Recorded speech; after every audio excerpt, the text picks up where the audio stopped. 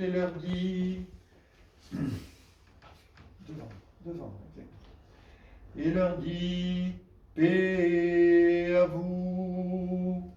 Saisis de frayeur et de crainte, ils pensaient voir un esprit, mais il leur dit, pourquoi êtes-vous troublés, pourquoi des doutes s'élèvent-ils dans vos cœurs? Voyez mes mains et mes pieds, c'est bien moi. Touchez-moi et voyez, un esprit n'a ni chair ni eau, mais vous voyez que j'en ai. En disant cela, il leur montra ses mains et ses pieds. Et comme dans leur joie ils ne croyaient pas encore et s'étonnaient, il leur dit, avez-vous ici quelque chose à manger? Ils lui présentèrent un morceau de poisson grillé et un rayon de miel.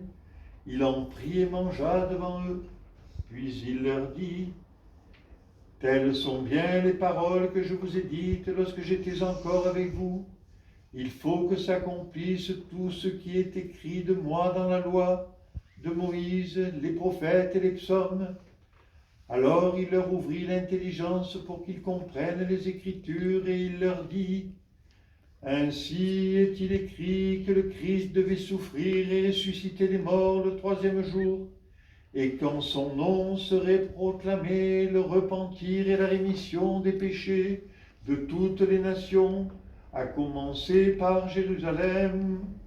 De cela vous êtes les témoins, et voici que moi je vais vous envoyer sur vous ce que mon Père a promis. Vous donc demeurez dans la ville de Jérusalem jusqu'à ce que vous soyez revêtus de la puissance d'en haut. Puis il les conduisit jusqu'à Béthanie, et levant les mains, il les bénit.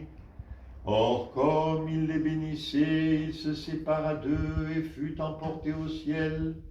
Et eux, s'étant prosternés devant lui, ils retournèrent à Jérusalem en grande joie. Et ils étaient constamment dans le temple, louant et bénissant